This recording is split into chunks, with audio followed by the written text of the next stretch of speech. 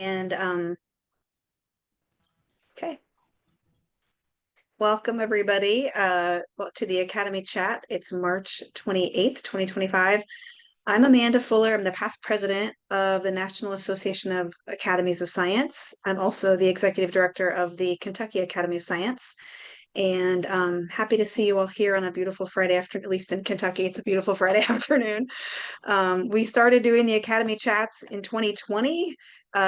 Basically, COVID got us to talk to each other across the country virtually, and we've had such great conversations over the years that we have kept this series going. It's been about every month, and we've tackled a whole lot of different topics. It's a way for state academies and some regional academies to talk to each other, learn from each other about the things that we're doing in our states and territories, and also learn from national experts like the ones we have on today, from national organizations and partners who have resources and tools and things that we can learn about that we can put to use in our states. So I do appreciate seeing all of you here. I know policy is a topic that has been pretty hot lately. In our states, there are a lot of different things that we have been talking about with academies and things that we can do. So I'm excited to learn more about that today. I also want to put a plug in for the rest of our series. If you go to academiesofscience.org under programs, you can follow along to all the Academy chats that are coming up on our schedule. On April 25th, our next one is going to be with the National Academies of Sciences, Engineering, and Medicine. It's going to be focused on the opioid settlements that are going out to the states. And I think it's going to be a kind of a different but interesting conversation. It's also policy related. So Yeah, our president, Donna Girardi Reardon, is going to be hosting that one. And I think it's going to be a really interesting session. So I hope you come back for that one on April 25th. yeah. Um, so yes, keep in touch with us and stay tuned at that site, at that webpage about the schedule for the future chats. Looks like we do have a bigger group today than sometimes. I think in the interest of time, I would love to know who's in the room, but I think we'll do that in the chat. If you all want to just say hi, introduce yourself in the chat, tell us where you're coming from. If you are affiliated with the State Academy, we'd love to know what your role is and what brought you here today. So thanks for joining us. I also want to give a big shout out and thank you to Hallie Thompson, our staff support, who works for the National Association of Academies of Science. Thank you, Hallie, for setting this all up. We could not do this without you. We appreciate you. So I am going to turn it over to our friends and speakers at the EPI Center. Michael Fernandez and Rebecca Eicher are here. And from AAAS, and I hope that you all will introduce yourselves, tell us more about who you are, what you do, and how we can work with you. Great. Thank you so much for having us. We're really excited. And now I'm listening to all the other things you're going to be talking about. And I'm like, ooh, these sound fun. So it's good. It's cool. I am, as you said, I'm Michael Fernandez. I am the director of the AAAS, the American Association for the Advancement of Science, the Center for Scientific Evidence in Public Issues, or the EPI Center. And I am joined today actually by two of my colleagues, so Rebecca Eicher and Kate Stahl, who are here, who are project directors for the epicenter. Rebecca leads, roughly speaking, leads all of our environmental work, and Kate is leading work that we're doing on artificial intelligence and also youth mental health and suicide prevention, all of which we'll talk about in a minute.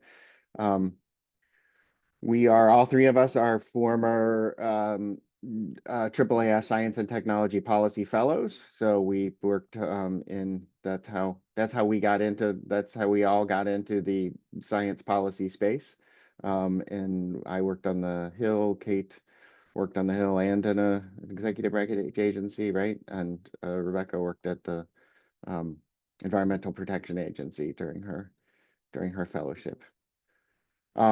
So I guess we should just jump in, unless Rebecca and Kate, you have anything else to add. I'm gonna go through we have a presentation that sort of talks a little bit about who we are, what we do, how we work, because I think that might be interesting, and some of the projects that we're working on currently. And then at the end, hopefully we'll have some, there's some slide about some ways in which we hope to be able to collaborate more. And then we'll open it up for discussion for all of you to ask questions and whatever kinds of discussion we want to have. If you have a question while I'm talking, please feel free to interrupt. And Rebecca and Kate, of course, feel free to interrupt to correct me when I make mistakes. All right, here we are. So we're the epicenter, as I said.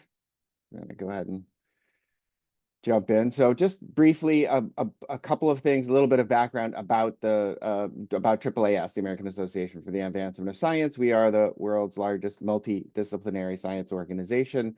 We are a membership organization, so with about 80,000 members worldwide, most of them in the United States, but in 91 countries around the world.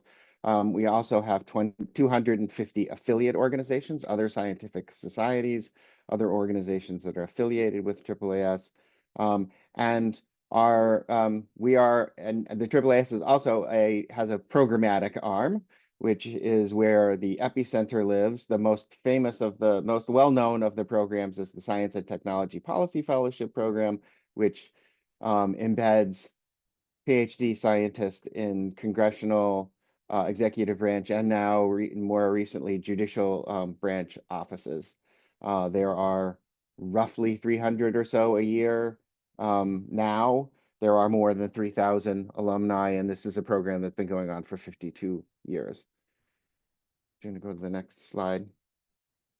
In addition to being a classical sort of membership organization and running a number of programs that interface at the interface of science and society, AAAS is also the nonprofit publisher of Science and the Science family of journals. So you're probably familiar with Science, and then there's some of the other journals that you see here in the Science family of journals, which means that as we are quite fortunate then to have access to some of the world's leading scientists across a wide range of disciplines in the work that we do.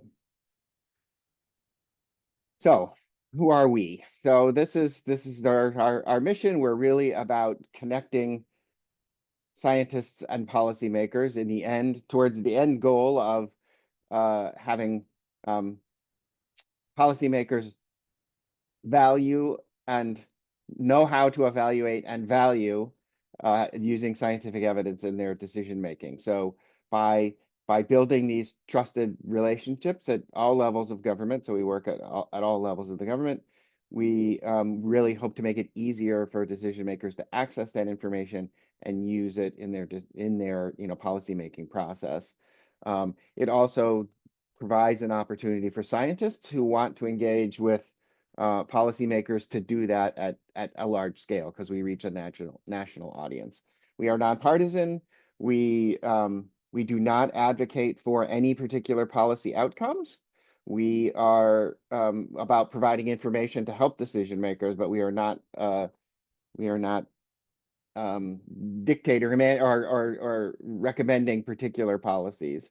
We say, if you are interested in this topic, and we think you should be for these X, Y, and Z reasons, here is some scientific information that can help you. We are all about network building. You are looking at 3/4 of our team today. So the only way that we can do this is through a networked kind of organization, which is really reliant on trusted partnerships, which I will talk about in a minute. And our goal is to be sort of responsive and nimble to really, by starting all of our projects with a listening mode, really try to understand what the needs of policymakers are, where there are gaps and asymmetries in information that we can help fill. We like to think that science is key to addressing nearly every issue, and this is a sampling of issues that we either have worked on or are working on currently. Our very first project was on voting technology and election security. Our most active current programs are on PFAS chemicals, per and polyfluoroalkyl substances, also known in popular literature as forever chemicals. and there's an emerging and other emerging drinking water contaminants. We have a, a newer project. That project has been going on since 2019, 2020, I guess, was our first event. And we have a somewhat newer project on artificial intelligence and its use by state and local governments in delivering public services. We have had a project on orphan and abandoned oil wells, which is coming to a close, we think. And we have our newest project is on youth mental health and suicide prevention. So what we like to call our model sort of mediated engagement, right? There are lots of ways in which scientists can provide evidence, bring evidence, engage with policymakers, and we talk about ours as a mediated engagement model. So this is a schematic that sort of talks about it. Don't think of it really as linear, but even though it's drawn that way, but it always starts with listening. So we need to understand what's the policymaking landscape look like? What is the landscape of the scientific evidence? Is there relevant scientific evidence for the policymaking? And what are the needs in the impacted communities? And the way we work, as I said, is really connecting decision makers and experts and expert networks. And the way that we do that is through this partnerships and ongoing relationships. So think there, and we'll have another slide in a second with some more information about that. But think of, we work with organizations like the National Governors Association or the National League of Cities or the National Association of County Officials or the Association of State and Territorial Health Officials and many, many others as a way of being able to reach the decision makers that we're trying to reach. They are trusted sources of information for their members. So that brings us in as a trusted partner to begin with. And that is the sort of the mediated engagement between the policymakers and the experts. We mediate that engagement through most often through these partnership relationships and these ongoing partnerships. It's drawn there as a cycle because we always listen and go back, right? So it looks like it's linear, but we're always listening. What are their needs? Where are their information gaps, as I said, and how can we help fill them? And in the end, the goal is really evidence-informed decision making. The way that that's fine. What you can look at these while I continue talking. What we actually do is primarily, because we are about building connections, is we bring people together. So we do that virtually, we do that in person. We effectively are really trying to convene scientists and decision makers together. We do write reports. We do write reports after our events that are then available. We most frequently record our events, which are also then available for people to look at. But we are not writing sort of long reports that and delivering them to people, but really we are about trying to bring people together as the way that we operate. And so, as I said, partnerships really, I think, are our greatest asset. You can see some of the kinds of partners that we are working with, some of which I mentioned. One of our newer ones is the GovAI Coalition, which are IT and AI professionals in city and state governments. I think there is something on the order of 10,000 members now. It's a relatively new association that we are working with on our project and AI and government use. As I said, it helps us build scale. So since the project started in 2019, our work started in 2019, the project actually began at the end of 2018. It was a center of one, so a center of me. But we really started our work in 2019. And since then we have had sort of direct engagement with roughly 7,500 decision makers at all levels of the government, that including 2,700-ish state officials and another 1,600-ish local officials. And the map that you see here is for that's actually just a representative slice of the current the past year, basically. And what you see is that these are the darker colors is more people. They are coming from every state across the country. And it's not just blue states, it's not just coastal states. You see it in we are reaching decision makers at scale across the nation. So a little bit of a deeper dive, and I promise that I won't go through this entire slide. And Rebecca, this is all the work that Rebecca is leading. So if you have any questions about any of these individual things, we're more than happy to talk about them. But this really a deeper dive into our PFAS work. And as I said, we started in 2019, really gathering the evidence, right? Really understanding, what do we know about these substances? What do we know about their the health impacts? What do we know about where they are and the routes of exposure? And that so that's always where we begin. The first event that we held was in 2020, right before COVID.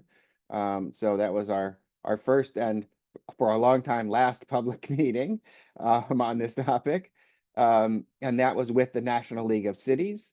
And it was really designed as a listening session to understand where people were, what kinds of information would be helpful, what ways do they want to get this information. And we heard a couple of things from them. One was that there are no materials that are really designed for us, right? There are multi-hundred page documents for city water managers or county water managers. And there are one-page fact sheets on this is PFAS, but nothing really designed for state and local decision makers as a tool. So we, as you see, the next thing that you'll see on there is material development, a PFAS guide. So we did a series of PFAS guides designed specifically for state and local decision makers, and those are all are resources that are available. And then what you see is in this first and sort of through 2021 into 2022, we're really in an awareness and relationship building phase. So this is roundtable discussions, the GLLC, that's the Great Lakes Legislative Caucus. So this is members of legislatures in the Great Lakes regions, and webinars with a bunch of partners, and including the National Governors Association, the Association of State and Territory Health Officials, et cetera, et cetera. And these were primarily PFAS 101. What are these things? Trying to build awareness, trying to build understanding, trying to get everyone sort of at a same kind of level. All of these events, we would bring in scientific experts, but also really try to make sure we were bringing in people from other states or other cities, depending on sort of who we were meeting with. So because there was a real peer-to-peer, what we learned from these events is there's a real peer-to-peer learning opportunity. As much as they want to hear from the scientists, or they certainly more than they want to hear from us as individuals, they really want to hear from each other. And what I think what was coming out of these meetings, or the point of these meetings in some ways, was, yes, this is a real thing. This is a real issue. This is something I really should be paying attention to. There are people who are doing things. I could do something too. And there is scientific evidence that could help me in my decision making, right? That's kind of what people were getting from these. And then as we move on through the timeline, what you see is now people are starting to have much more specific questions. Some of that is because of the landscape of this public issue has changed. So there was the Infrastructure and Investment and Jobs Act in the late 2021, early 22, I can't remember, that includes billions of dollars for states and localities to try to manage PFAS contamination in drinking water. So suddenly there's money out there, and people have lots of questions about, what do I need to do? Not only what do I need to do to get it, but how do I think about what I could be doing, how I should be using that money? How can I apply it most effectively? What evidence is there to help me in my decision making there? Also in later in 2022, the Environmental Protection Agency proposed to list PFAS under two PFAS chemicals, I think, or three, I can't remember, as hazardous substance under the Superfund Act. So that also then there's many questions that drinking water associations have about, well, what does this mean for us? Are we suddenly our water treatment plants going to be Superfund sites?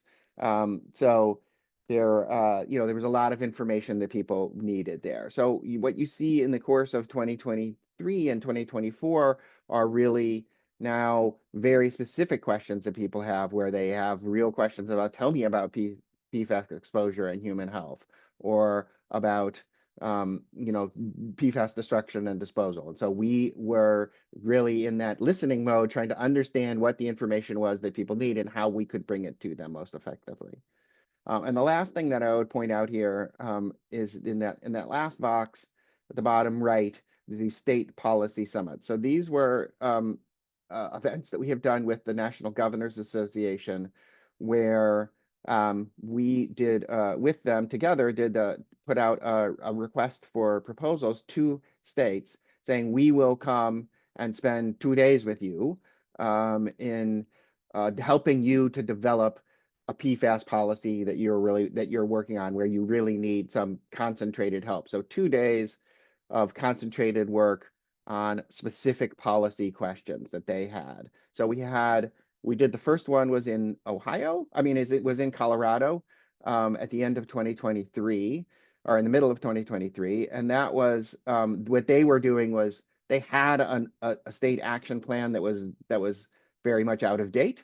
And so they really wanted to do a new state action plan that was much more comprehensive. So they brought 11 or 12 different agencies together, and we helped convene this and brought in experts from the academic world, from other states to talk about building a comprehensive state action plan. That action plan has now been, they put it out for public comment and has now been finalized. So and based on that success in 2024, we were able to fund 2 more of these events that we did. One in Ohio on the issue around PFAS in private drinking water wells, and the other in Maryland around the issues around PFAS in biosolids in land applied fertilizer, sewage sludge, biosolids as fertilizer, and the implications for both food and the environment. So those are really interesting because they were much more specific topics, unlike Colorado, where they were looking at a bigger state action plan, but a very specific component of, they already had pretty comprehensive plans, but this is something that we needed. And we know that those are issues that are being felt in every state. So I guess I'll stop there on these and keep moving. All right, so I'm going to shift gears to talk a little bit about work that we have been doing on artificial intelligence in state and local government. Here's also a timeline, and I also promise that I will not go through every event on here. The thing that I want you to see is, again, starting with interviewing experts, understanding the technology and the policy landscape, always starting with that listening. And then what you see here, which I think is the most interesting takeaway from this, is the kinds of partners, again, that we are working with. So our very first event was on AI applications in city governments with the National League of Cities. We've had events with the National Governors Association talking about state government use, with the National Association of State Budget Officers. So they're really interested in thinking about they're sort of think of them as the OMBs of states, right? So really thinking about both what are the implications for efficiencies in government use, but also thinking about the acquisition of new technologies. And then you'll see, then the other thing is you will see repeat partners here, right? So now, and I'll come to it in a minute, in 2020, in the rest of 2025, we have some interesting events, but including a couple, again, with the National League of Cities, who you see in a few places along the way here. I mentioned our partnership with the Gov AI Coalition, which I think was particularly interesting because this is also in the development of a toolkit and parts of a toolkit for state and local decision makers. So one of the things that we were working on, and this was Kate's initiative, was really thinking about, based on some experience we had had in our voting technology work a few years ago, that equipping decision makers, state and local, political leaders with questions that they could ask others. So there you could be at a hearing where somebody is saying, a state agency is coming to say, we want to we want to develop or purchase a new AI system for use in our health and human services, whatever, think about any sort of department. And those decision makers are none of them experts, and most of us, at least in my experience, most of us sort of have the barest understanding of AI, or at least I do. And so what we did was we developed a series of questions that they could ask, plain language questions that would be important questions to be making sure that that the use of AI was going to be efficient, was going to be effective, and was going to protect people's privacy and their human rights. And we had started working on this questions document, and Kate reached out to the Gov AI Coalition as an expert network to get some feedback on what we were doing. And they said, we're actually developing a tool like that, but yours is really good, so let's just use yours. So they helped us, they provided feedback and helped us, and they adopted this tool, which is that tiny little box that you can sort of see there, that one. On the next slide, Rebecca. Oh, that's right, thank you. That they developed that we developed and we developed together, that they now have made available to their members as a resource, along with other of their resources. And I guess the last one I would point out here is two things.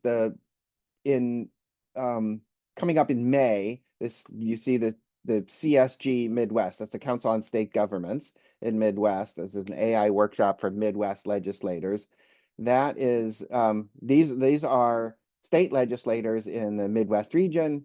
They're bringing them together for a day and a half in Chicago to really learn about AI. How can we use it? What is it about? All the kinds of how do we use it responsibly? What is an effective use? What are other people doing? Many of the same kinds of things that we have talked about before, but really an educational opportunity for them. And the idea is that then they go back into their states and they are in their state legislatures. And these are people who now have a level of understanding and a level of familiarity with the tools that they can become the leaders in their states, and sort of spreading that more widely. And then the last three that you see here is a new area for us that's partly AI and also AI adjacent, which is really around AI data centers and the energy and water and other resources uses associated with AI data centers. And this is something that we know that decision makers and states and localities are really interested in. You see, we reached sort of 450-ish local and state officials through the course of these events. If you want to go to the next slide, that I mentioned that this AI, I forgot that this slide was here. I wouldn't have talked about it as much on the last slide. This AI, artificial intelligence, key questions for government leaders. I guess Kate told me today that the latest numbers, it's been downloaded over 1,000 times, or accessed over 1,000 times on our website. So it's really getting into the hands of people, and some of that is coming through the Gov AI Coalition members, but also just our networks. And it's something that people are really looking for, and a tool that they really we hope they think is helpful. As you see on the left, there's a sort of a set of consensus themes that come through all of these tools. So in addition to the key questions, there's a sort of 4-page version of the key questions, and there's a real 1-page, the high level questions. If you have, a minute that you're talking to somebody in an elevator, you could use. We also have a longer document about sort of key considerations when using AI in the public sector, which really lays out these themes that you see on the left in more detail about what does this mean and what are things that you can do. I think that's one of the things that Kate has been really emphasizing a lot in this work, which I think is really important and really valuable. It's not just here are things that you should be thinking about or you should be worrying about, but there is stuff that you can do. And here are things that you can do to help mitigate the risks and get the benefits that you're looking for. Okay. As I mentioned, we talk about mediated engagement as our model, which is on the upper left. I want to acknowledge that there are many ways in which scientists and scientific community can engage with decision makers and policymakers, right? There are the lower right, that's those policy fellowships. So like this, the STPF, the AAAS STPF policy fellowship, and also now an increasing number of state-based policy fellowships. There are the sort of community engagement kinds of models you see on the civic engagement on the upper right, equipping and training scientists to engage in their local communities. And then there are obviously the state and national academies approaches, and they all have different attributes associated with them, right? I think those civic engagements are really hyper local, and they're inherent. There's some inherent trust built there because they're your neighbors and your kids, friends, parents, and they're really about building community engagement. Those state policy fellowships are the policy fellowships often have an embedding model where people are embedded in, so you develop close personal relationships, and those people have really direct involvement in the policy development. And like the STPF program, there's a large alumni network. All 3 of us are alumni, and there are several thousand alumni of the STPF project. And obviously the academy sort of model, they are very responsive to the requests, right, for information. There is an inherent sort of government seal of approval and the ability to engage amazing expert networks as just some kinds of attributes. You might describe the attributes differently. And these all work together.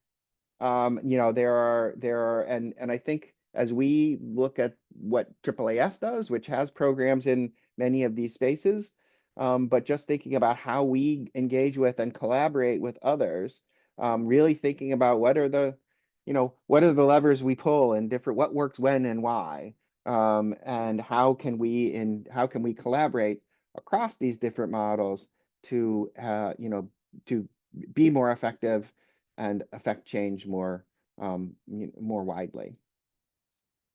And I think we've one more. So with that, some thoughts about ways in which we could work together. And I just laid out 3 very general ones. And then, where I really want to open it up for any questions that you have for any of us, and any of the questions about the actual work that we're doing should definitely go to Rebecca and Kate. Just think about what could any of this look like, right? So the first thing is we do have resources, right? That we are more than happy to share with you, and more than happy for you to share with your members and whoever you think is appropriate. So I mentioned this AI toolkit. There's also, we have resources on PFAS. I believe that maybe you may have already shared some of those with your members, I think, if I remember correctly. And we are developing others, and we also have networks of experts that we can tap into. So that's one of the things, is just an open offer of this, we sharing resources that we have, materials that we have. Another possibility in thinking about how we can help inform state policymakers is something that we piloted in an approach that we piloted in last year, and we hope to do more of, which is we could provide a platform and opportunity to leverage our partnerships with these national sort of organizations to bring resources to a wider audience. And so the way that we did that in 2024 in our pilot project was working with a state policy fellowship program. Then Hallie helped us with this.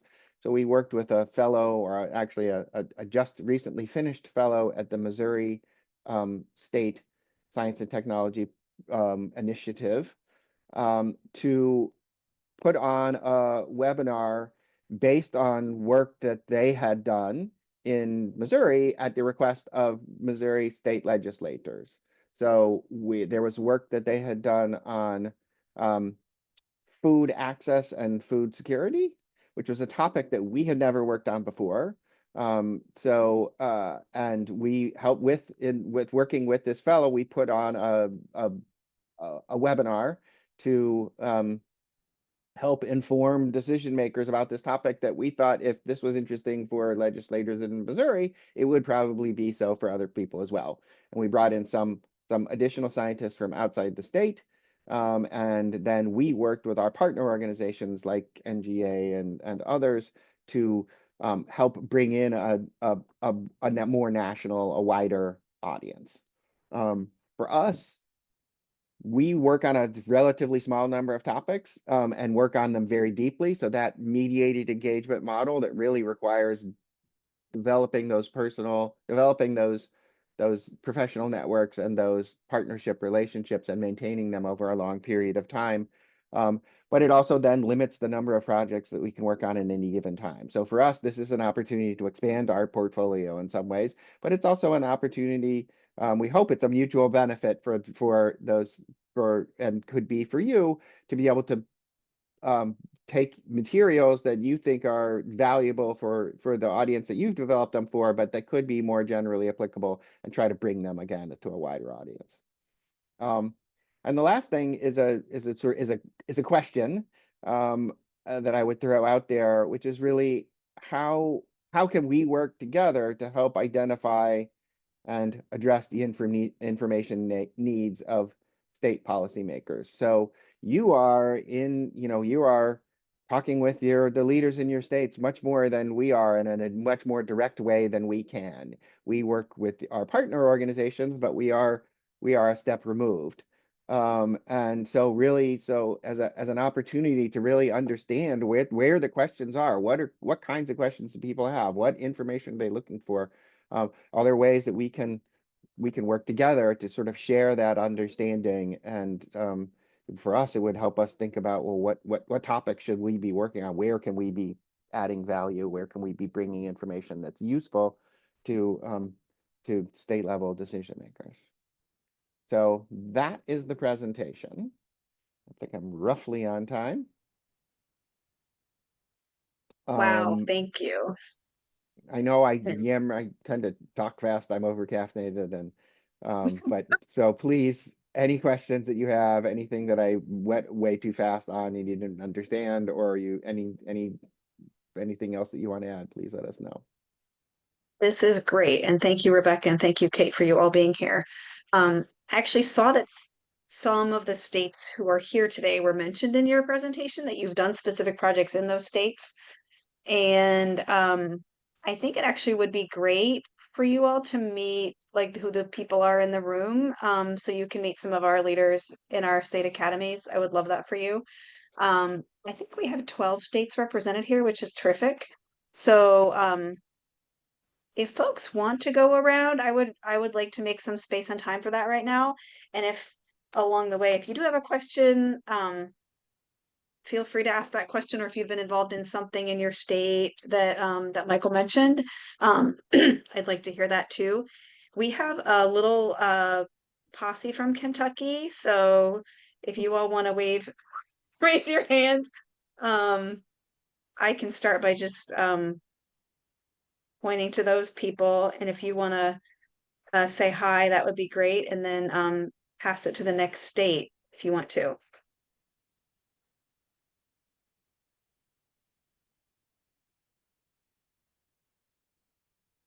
Madison or somebody from Kentucky. Anybody? You're being shy. Here we Yeah, go. sure, I can go. I enjoy being referred to as a posse, by the way.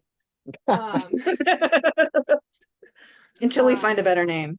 Yes, yes. Hi, I'm Madison. I am the science policy specialist at KAS, and I'm also in my 5th year of grad school. So applying for some of these policy fellowships. But yeah, we have been working on a lot of these same issues and using a lot of these awesome resources that were mentioned. So. Great.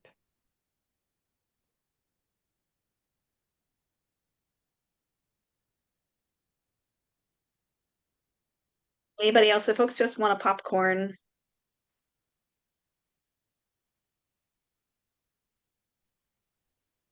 I'll jump in real quick. There we I'm go. John Kalp. I'm in South Carolina. Thank you so much. It's really been helpful to hear about all these resources. The one question I had, and we can keep popcorning around and come back to this or circle back, but you had mentioned doing some work in the mental health space, mental health and something else. I didn't see what else was there. I don't remember, but I was just curious if you could just give kind of a quick overview of what you've been able to do so far in that space, or if that's still Yeah. projected that's to come, or It's what you- it's a very early stage of that project. I will turn it over to Kate in 1 second. It's youth mental health and suicide prevention is sort of the overall umbrella. We have a relatively small planning grant that's for this year and into sort of an 18-month grant to really sort this out. But I'll let Kate talk about where we are on the project. But we're in the learning stage right now. Yeah, glad to hear about your interest there, John, because we also saw from other state organizations like NGA, for example, they had themes. I think it was like the 2023 theme was like youth mental health. And of course, the stats that were coming out of CDC for a long time showed increasingly worrisome stats, especially for adolescents when it came to suicide. So yeah, right at this point, we're still doing kind of the landscape analysis of the science and the policy. So talking with our partners, talking with a lot of experts in this space. But I'd love to chat with you if it's something you guys are thinking about or activities you have in that space too. And then ultimately, the idea is that we would get people together, virtual convenings, talk about where the evidence is and where it isn't, in hopes to be informative on that space. That sounds great. Thank you. I don't have anything more, but I was just curious where you were, what stage you were there. So thank you. Still early, but it's a fascinating and yeah, challenging topic. Yeah.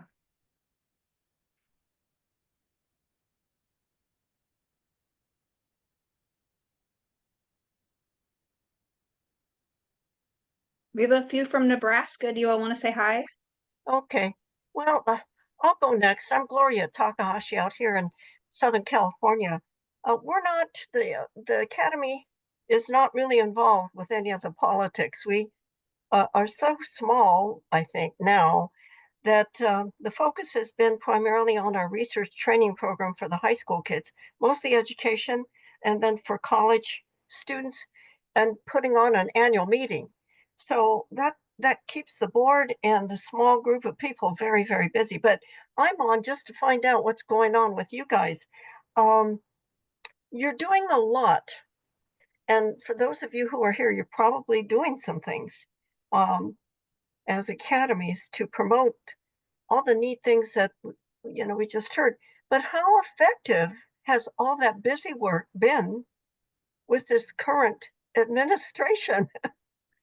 Yeah, it's a great question, and we're all all understanding about how do we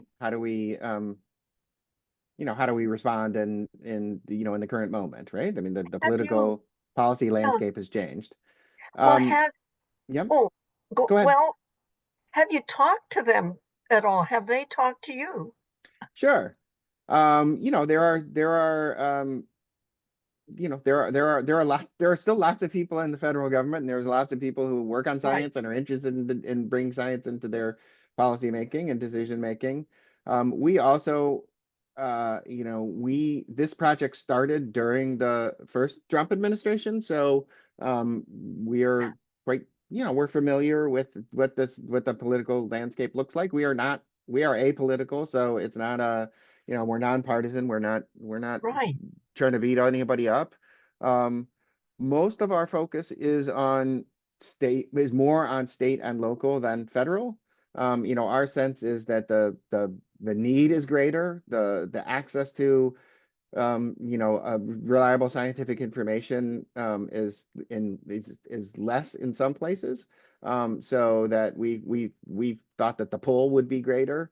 So, and that continues to be the case. And as the landscape changes at the federal level, I think the pressure on state and local decision makers will only be greater. And the need will only be greater for, you know, the kind of information that can help them. But so far, your direction, well, how effective and how much of an impact has your direction been? It's really hard to measure. You know, I wish I had a better answer to that, especially when I talk to our philanthropic funders, which I have to do next week. But you know, I would say there are three things that we can talk about, some of which are more output kinds of measures. So we've reached a lot of people. It's Right. what did they do with that is a little harder to say. We do a series, we do surveys of the, you know, participants in our events, and we do for some events we do pre and post meeting surveys. For others we do post meeting surveys, and we always ask them, will you, you know, do you intend to use this material? Will you share something that you learned today with your colleagues? Those are, you can only measure intent, but we see, you know, we see strong positive you know, responses in those questions.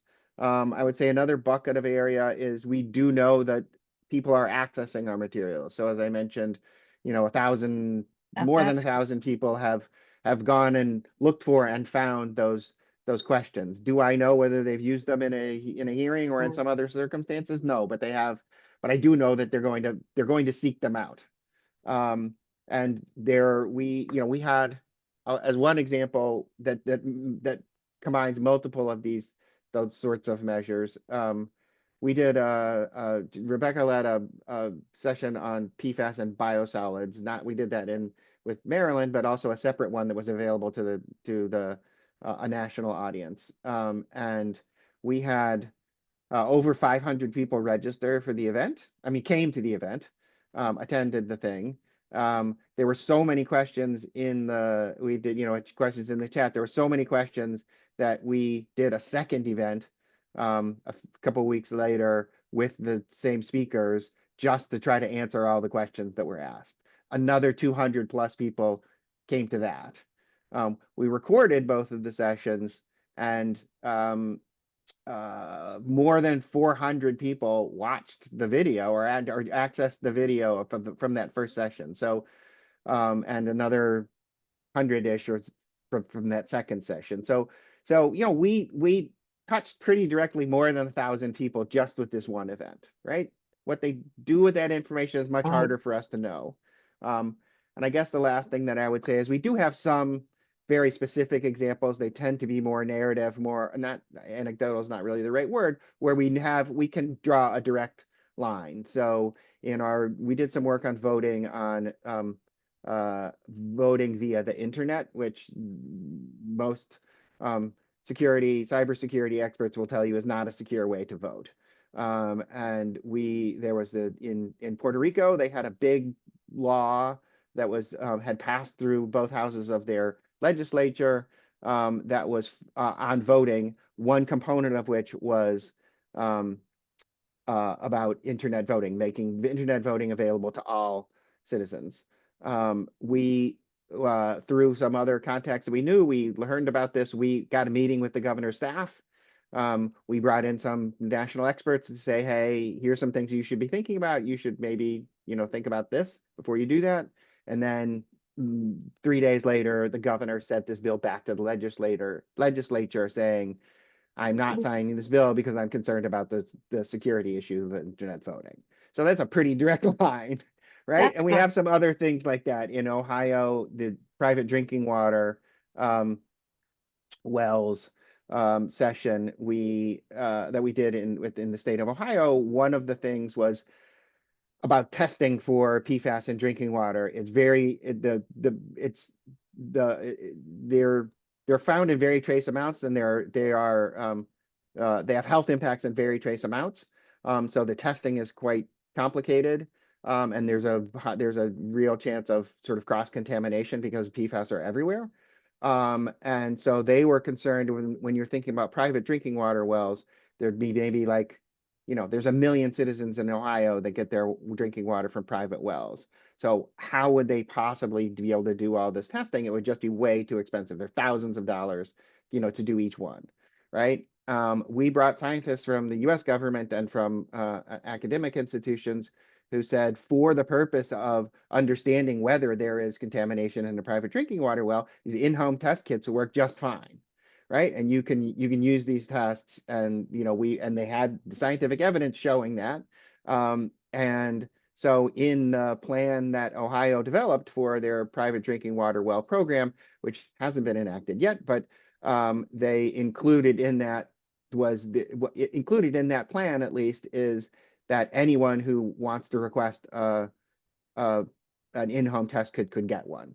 So that's, potentially 1 million people who are going to have, or 1 million households that are going to have access to testing to know whether they have PFAS in their drinking water in their private well, that wouldn't have had it otherwise if they hadn't had this information, because they were originally, and they were going to not, use those private tests. So, we have a variety of kinds of evidence of impact. Sorry, that was a very long answer. No, that's good. Do you get much media attention? I know we've got well, this is set with Section Y. Should be able to do more. Yeah. So two things. One, there is another project at AAAS, so like, and similar to ours in a way, called Sideline. And its focus is with as journalists, right? So what they're trying to do is bring scientific evidence to newsrooms, and they do that in a couple of ways. One of which is a sort of a matching service. So that's the bread and butter of what they do. That a journalist can say, somebody gets an assignment from their editor, do this story, and they're like, holy moly, I don't know anything about wildfires. They can reach out to Sideline, and they will find a scientist who can help them on deadline. And they have a massive database of scientists who are willing to do this on a wide variety of topics. They also do a series of media briefings on specific topics, which was one of the inspirations for when I was talking about working with the Missouri State Policy Fellows and others that were trying to do those briefings, science briefings for policymakers, were somewhat inspired by these that they do to provide reporters with access to information, and it's on the record so that they can use them in stories. So we don't engage the EPI Center don't engage with media that much. We have some in our voting work because it was all very local. We engage with local reporters, but we also have this other program that we are now trying to build closer relationships, so we could do things together. We could work on similar kinds of topics. We could do stuff that could reach policymakers and journalists. And there's another program in AAAS that engages with in the judicial space with judges. So are there topics where all of these audiences that the same kinds of information would be useful for? So that's how we're thinking about it. Yeah, thank you for the opportunity to plug Sideline too, because I love that and service, and a lot of people don't know about it if we don't work in that media space. So thanks for sharing that too. They're amazing. Yeah, they're amazing. Yeah. Anybody like another state want to speak up, and if you have anything to share that you're working on or questions for the people? Hi, this is Jeff from Connecticut. So I'm executive director of the Connecticut Academy of Science and Engineering. We are definitely modeled after the national academies, and so we do studies, briefings, we have fellows, all of which could certainly use support. So I'd love to connect AI is a huge topic here. It's taking up a bunch of my time. Which I'm sure anybody working on technology policy these days is that's a true statement, but definitely ways to make resources easier to find and making sure we're not duplicating would be a huge benefit for us. Yeah, I agree that you're not alone in trying to tackle the myriad issues that are associated with AI in state government. And so one thing we've been thinking about, and I think Michael mentioned it a little bit in like possible ways to collaborate, is would it be useful to set up some sort of state AI policy specific kind of interest group where all the states could be sharing like, oh, hey, this is coming down the pike in my state, and or here's an expert that's really good on this particular aspect of AI policy, and really coming together more in a way to information share, network across people that are doing similar work, because many hands make lighter work, and I think there's a lot of things that states can share across and have a lot of similarity, especially with AI. It's not like a particularly regional based issue. It's literally in everything everywhere. So I'd be happy to chat with you about that, Jeff, and see if that might be of interest or helpful as we start revving up that type of interest group. Sounds good. Yeah.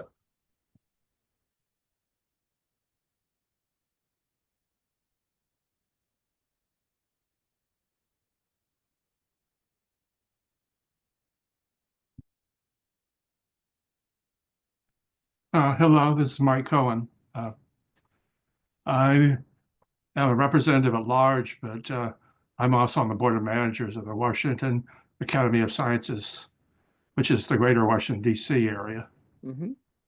And we have a lot of federal government officials on our board, so it's kind of hard for us to make partisan statements. Sure.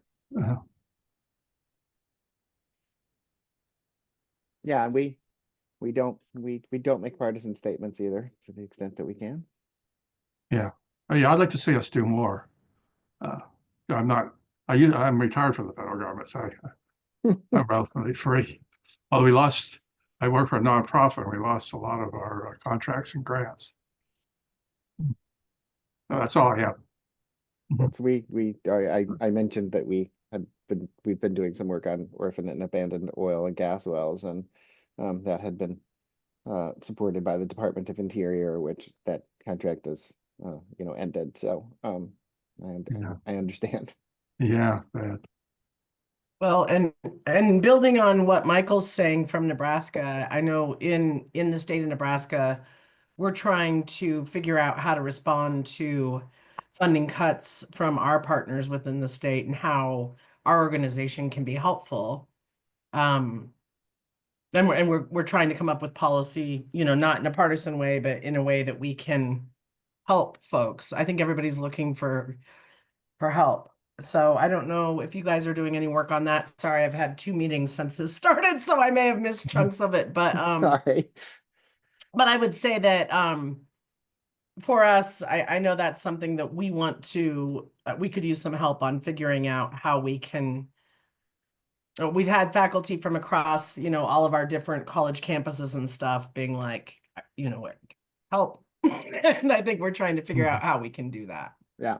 Well, I think somebody mentioned section Y earlier, Gloria. I think that was you. And I saw somebody, Holly, put in the chat that those are the sections at AAAS are members who have a certain kind of affiliation. There's a section on biology, there's a section on computing, there's whatever, and there's one that's sort of a general interest one, and there's also one that's more on I forget what section X the official title is, but it's public policy-ish. Societal impacts. Thank you. They are doing a joint session on this weekend, sections X and section Y from AAAS members on okay, I'm a scientist. How do I engage with my you know, with decision makers in my state, my locality, and whatever, right? So I think there's very clearly a desire out there in the scientific community for people to want to engage but don't know how to. And there are a number of kinds of resources. We do some of that, but we, you know, are the ways in which we engage are on a more limited number of topics, right? So, but there are places at other parts of AAAS that are really working on trying to help equip scientists who want to do that to be able to contribute in their communities. But it's hard.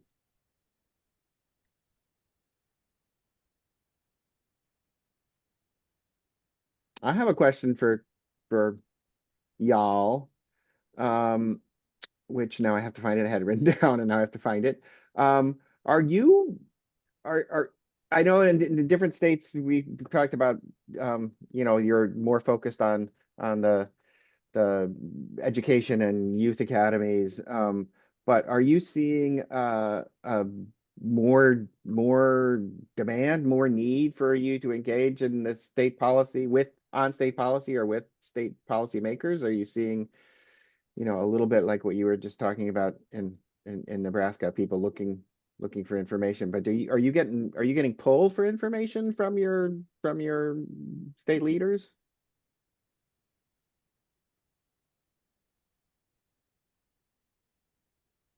What I was referring to wasn't coming from our leaders. Yeah, no, it's more say. from the students. Yeah. I Well, mean, from and the from the scientists. Yeah. faculty. Like, for example, we have our annual meeting. This is why I had two meetings while we're having this meeting. Comes up next month, and Nebraska Embry pays for our banquet, and they're funded by NIH funding. And so, well, we weren't sure that they were going to be able to fill that gap. We also had we usually have President's Prize money that comes in. Also that comes, you know, through the foundation from NIH funding. That's not coming this year. So we're already realizing, and I think we're a lot of chapters do their annual meeting in the fall, but we do ours in the spring. And so we're already feeling kind of the hit that it's coming in from some of these cuts. And so as an organization, I think we just want to try to be proactive and get out in front and see how we can be helpful. And we're struggling with how we do that. There's a webinar that some of our colleagues at AAAS put on today, Carrie, that was about how research institutions can consider responding to some of the cuts to federal grants, for example. It was a collaboration between AAAS and some of our colleagues, partners with the American Bar Association. Is that right, Michael? So thinking through like what options you have when grants get cut off. And there should be a recording. And so we're happy to, once that is up and posted, we'd be happy to share it with Hallie and Amanda and others to distribute to you all. That'd be great. Thank you. Oh, great. Michael was there. Mhm. Yeah, I think I would like to hear from other states still before we still have time. But I mean, one answer to your question, Michael, from our state is that we are trying to build those relationships with our legislators. We have a science policy specialist who you just met, who has done a lot for us to help us build those relationships. A lot of states don't have the capacity to do that. A lot of them don't have any staff at all. And so this is a perfect time for me, before we hear from the rest of our states, it is a perfect time for me to mention that the National Association has a grant this year from the Gordon and Betty Moore Foundation to help our states build capacity. One of the things that we have our eye on and that we have heard from our affiliates is that people are interested in learning more about how to do policy work and dipping their toes into that. So to that end, we have funds for states to do strategic planning. So we'll be awarding 4 of those grants this year, and then, or 5 this year, 5 next year, for states to do strategic planning. And we also have coaching calls that states will be able to take advantage of for free for leaders of those academies, to talk with our staff, to help them, like a mini strategic planning, maybe like, what are your challenges? What are your opportunities? What are some resources that we can point you to? Maybe those folks will be ready for strategic planning next year. This is something that we've never been able to offer, and we're really excited to be able to offer that to our states this year. I think it's really important, as a national association, that we can help, leverage our peer learning like we are today, to get some of those smaller academies, to the point where they can do a little bit more and make their dreams come true. So it's a great chance for me to mention that and thank them. Awesome. And yes, Hallie's work is funded through that grant from them. So we appreciate that she's here to help us do that.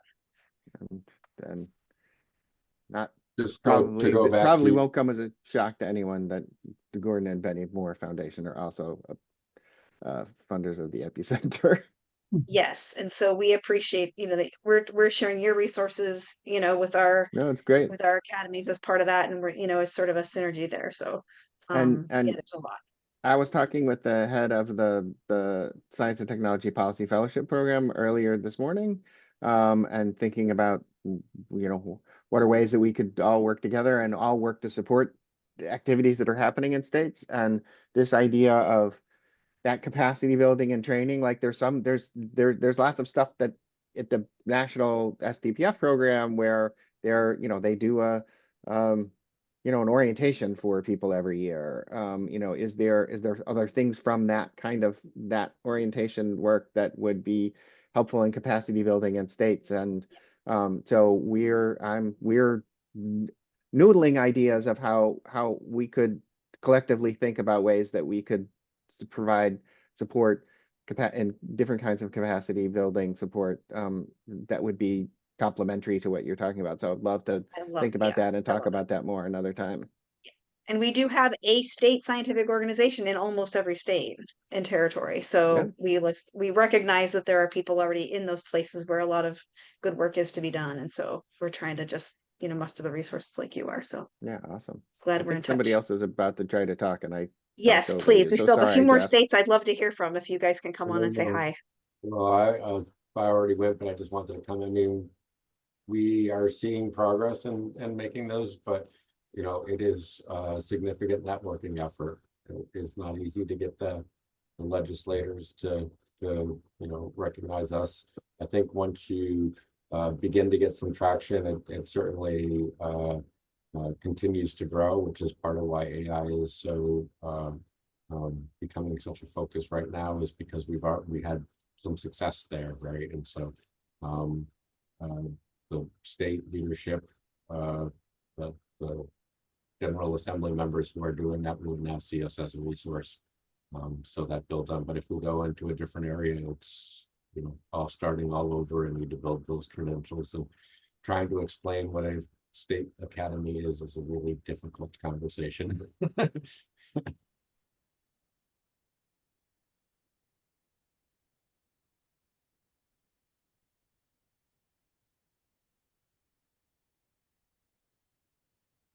Anybody else? And we have Arkansas in the house. We have Tennessee in the house. We have Ohio in the house.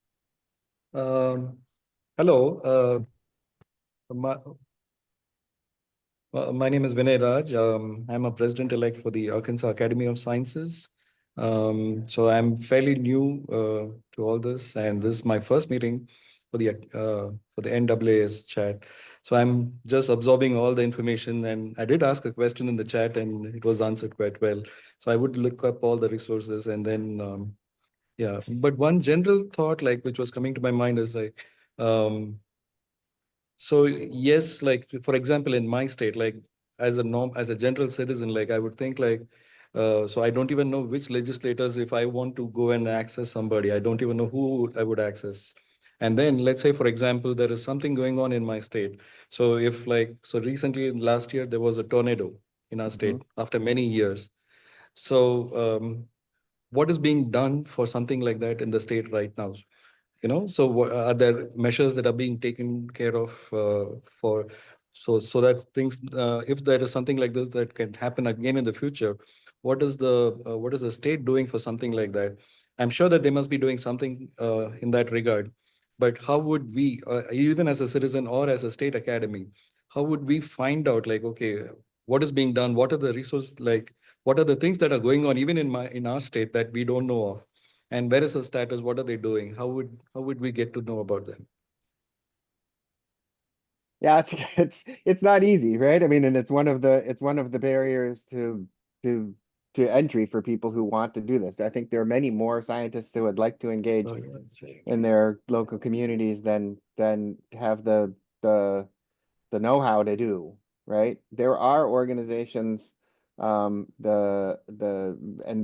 engineers and scientists acting locally is one. There you go. Thank you, Hallie, for I was reading your anticipating what I was mind. going to say. Yeah. And there are others. So those are good places to start. That because they have both sorts of training, but also ability to connect with others in your state, whatever, who are already doing these things. A lot of the state fellowship programs were started by students who were interested, and then they sort of were entrepreneurial enough to try to get those things going. There are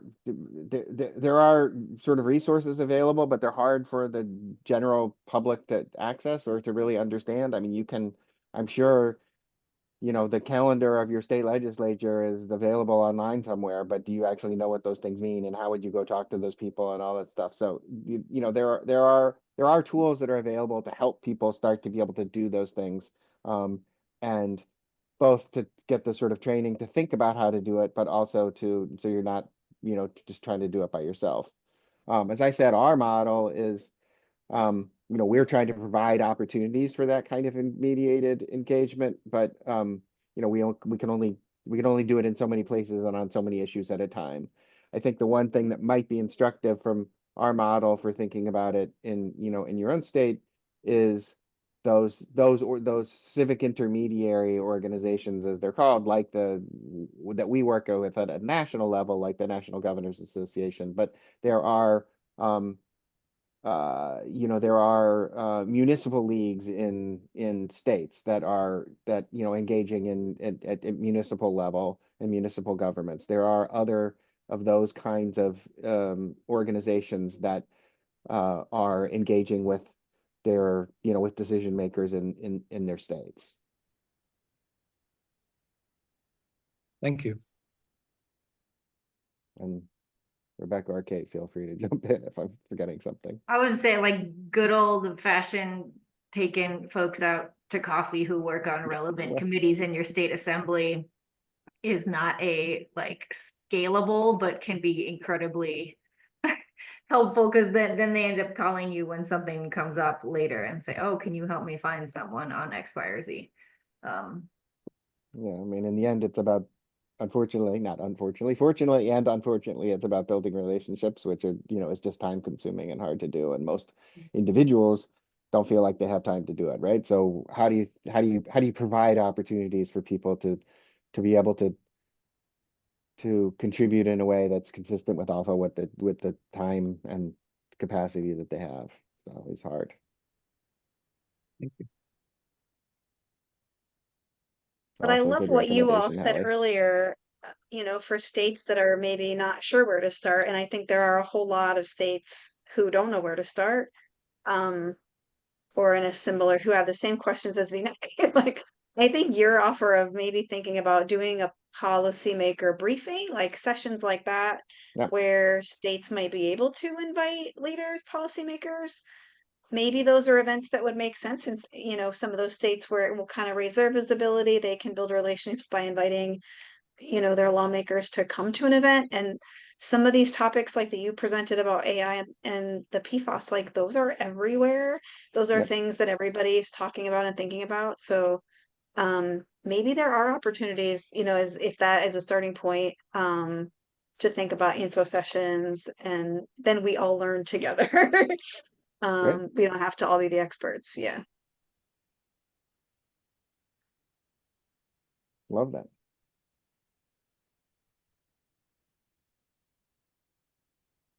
Anybody else, like things that are coming up in your state, things you heard from EPI that you think are going to be useful for you, questions that you have or resources that you've been looking for that you're happy to see there, or what's on your wish list? Questions that you have? Yeah, one thing that I would just say, just as a prompt on that, while people are thinking, we, as I mentioned, there's this, there are other people who are within AAAS who are doing this. So we work on a relatively small number of topics, as you see, but there are other programs like Sciline and others who have access to, and we have access through Science Magazine and the membership of AAAS to lots of expertise in lots of different areas. So even if it's an area that we're not working on, we might be able to connect you with somebody that could help. So and we hope to be able to do more of that. We don't have the capacity to really be a one-to-one matching kind of service, but we're really interested to know what kinds of things that you're hearing, because it also helps us think about where we should be doing some further work. So, even if it's something we don't work on, we'd love to hear, and we'd love to see if we could figure out a way to connect you to people.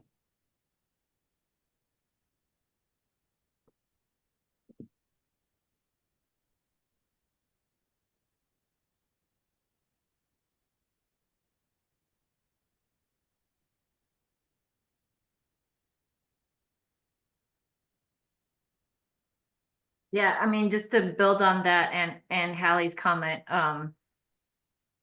we're constantly in horizon scanning mode. I imagine you all are to some extent too, right? In your states of what are folks in my state, whether they're policymakers or communities, thinking about these days, which of those have a strong intersection with scientific evidence. So we would love to, stay in touch on those things as they pop up for you. They're probably popping up for multiple states, and that's something we would love to learn about as well. So any way we can keep up these conversations and keeping our eyes on what's coming around the bend would be fabulous. Yeah, I'll just say, Jeff, I don't know if you worked with Anna Hagstrom when she was in Connecticut, but she was a state fellow and she reviewed our PFAS guides. So we have had a long history of knowing that there's a lot of expertise in the states. And one of the other ways that we have found scientists to really connect is at that state and regional expertise level. So if we're talking with decision makers from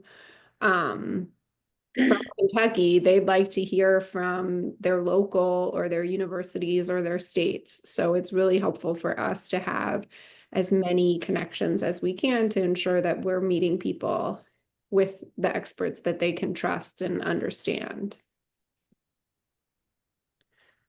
And as you can imagine, on some topics like environment, the regional aspect can make a difference too, right? Like you're thinking about what's happening in your nearby states, and the activities that they're doing can impact your state or not doing, right? So regulations and all of those pieces all kind of work together at that regional scale as well.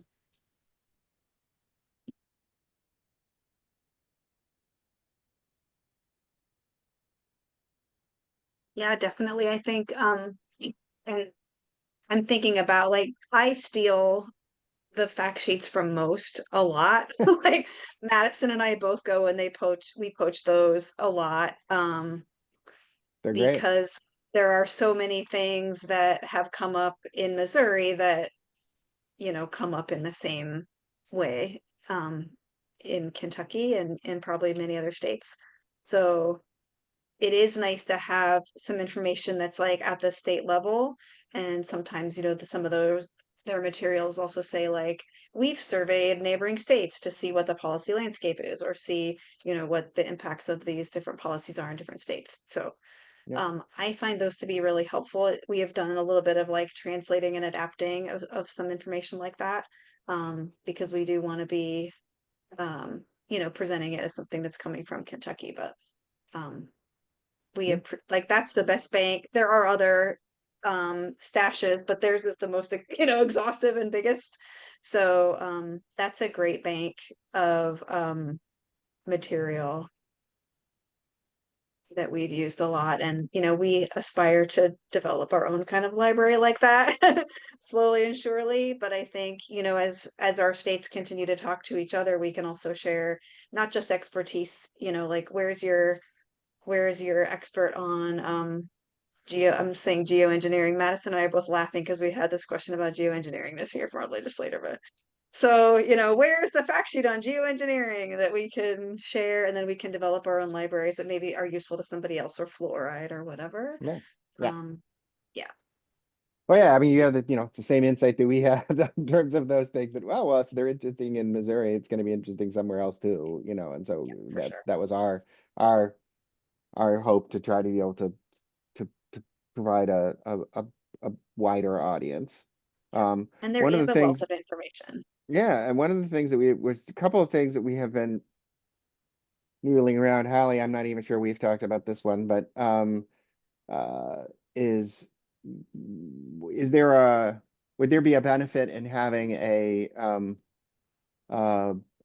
hub for those kinds of science notes or whatever other people call them in different states in one place? So could AAAS, could the EPI Center be a hub for those?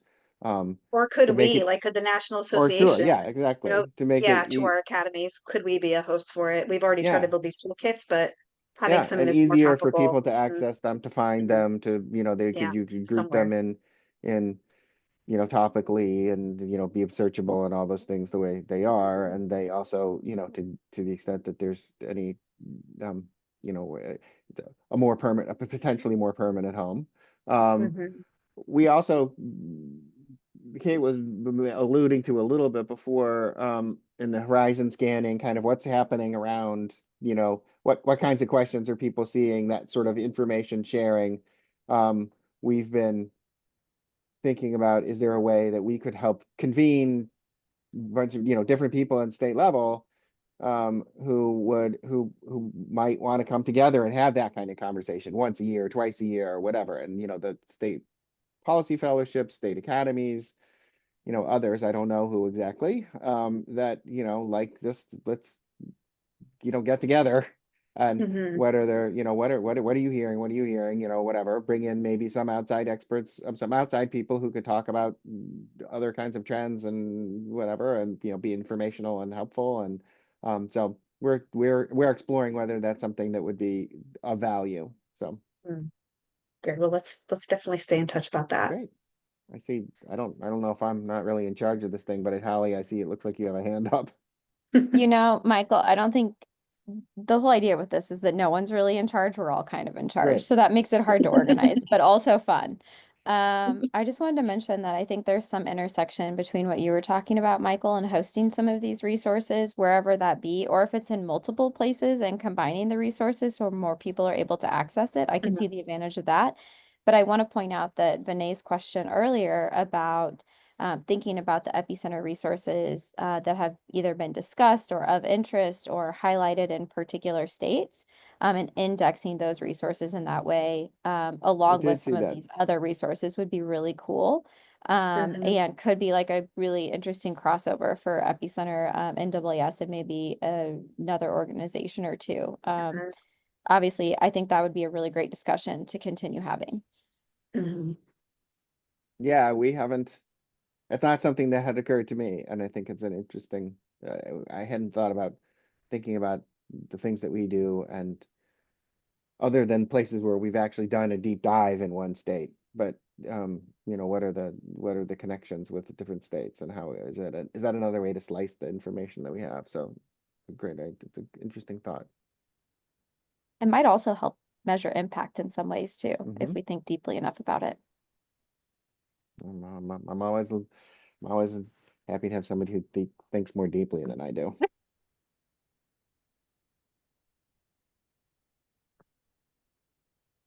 All right. Well, I think we can wrap this up. We will have the recording on our website. We love to have those archived, and there's just some great topics that we've done over the past few years at our website, of the past Academy chats. So for Academy folks who are still on, yeah, just scroll through those if there's a topic that you're looking for, or if you have something that you want us to do, pitch it to us, because these are for you. And hope you'll join us in April 25th for the next session. And actually, to our friends at AAAS, thank you so much for joining us. I appreciate your time on a Friday. This has been so terrific. If you all don't mind to share your slides, I would be happy to post those too, along with the recording, if you don't mind to share those with us. So No, not at all. I was just gonna offer that, and Wonderful. they also, I think, have at least mine, if not all of our contact information on the last slide. I can't remember. So Wonderful. anyone should feel free to reach out to any of us directly. We're happy to provide whatever help we can. Thank you. We're happy that you are here. No, and thank you for having us. It was great. We really, really, really were very happy to have the opportunity. All right, everybody. Have a great weekend. Hope to see you all soon. Let's stay in touch. Thank you. Hey, Bye. take care.